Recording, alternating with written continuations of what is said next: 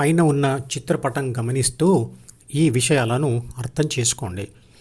ఆత్మశక్తి అంటే శరీరంలోని మిగతా అంతర్భాగాలతో అంటే B, C, D1, D2, E, F, G, Hలలో వేటితో ఉంటే మనిషి ఏ విధంగా కనబడతాడు అనే విషయాలను ఇక్కడ వివరిస్తాను. D1 అంటే ద్వితీయ మనసులోని D యొక్క ఉపరితల పొరలలో ఉండే ప్రపంచ సమాచారం మరియు కోరికలు, మరియు D2 అంటే ద్వితీయ మనసులోని D యొక్క అట్టడుగు పొరలలోని ప్రపంచ సమాచారం మరియు కోరికలు. మిగతా అంతర్భాగాలను గురించి ఇదివరకే వివరించాను. ఇక ఆ 12 స్థితుల గురించి తెలుసుకుందాం. 1. పిచ్చివాడు.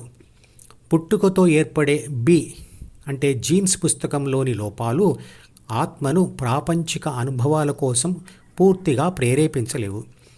అందువల్ల ఆత్మ చేసే 7 పనులలో మొదటిదైన ఫోకస్ అంటే ధ్యాసను సి పై మరియు డిలోని ప్రాపంచిక సమాచారం మరియు కోరికలపై సంపూర్ణంగా పెట్టలేదు.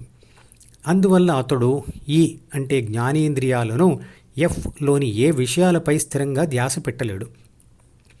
ప్రపంచ అనుభవాలను మరియు వాటికి సంబంధించిన సరి అయిన సమాచారమును అతడి ఆత్మ గ్రహించలేదు. సమాచారమే సరిగా లేనప్పుడు ఆత్మ తన బుద్ధితో చేసే సమాచార విశ్లేషణ సరిగ్గా ఉండదు. విశ్లేషణతో ఏర్పడే నిర్ణయం సరిగా ఉండదు. డీలో రాయడం కూడా సరిగ్గా ఉండదు. అవసరమైనప్పుడు ఆత్మ వాటిని చదవడం ఉపయోగించడము సరిగా ఉండదు. అందువల్ల అతడికి డి యొక్క అభివృద్ధి జరగదు. అంటే మానసిక వికాసం ఉండదు. ప్రేమ, ద్వేషం లాంటి ద్వంద్వభావాలు ఉండవు. అందువల్ల అతడికి విషాదాలు ఉండవు. చిన్నపిల్లవాడిలా నిరంతర ఆనందంలో ఉంటాడు. దాదాపుగా ఈ స్థితి శాశ్వత శాంతి ఆనందాలలో ఉండే యోగి స్థితికి దగ్గరగా ఉంటుంది. యోగి అంటే పరమాత్మగా మారినవాడు. పిల్లలు దేవుడు చల్లని వారి అనే పాటలో అర్థం ఇదే.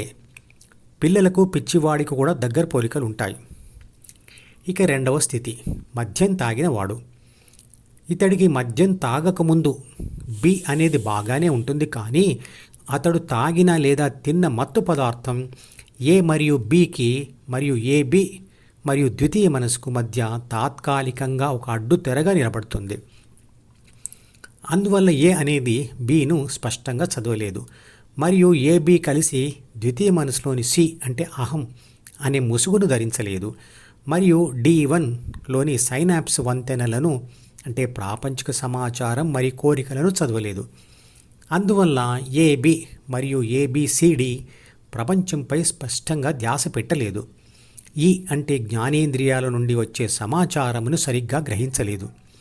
ద్వితీయ మనసులో స్పష్టంగా రాయలేదు, చదవలేదు, విశ్లేషించలేదు. ఇది తాత్కాలిక పిచ్చితనం.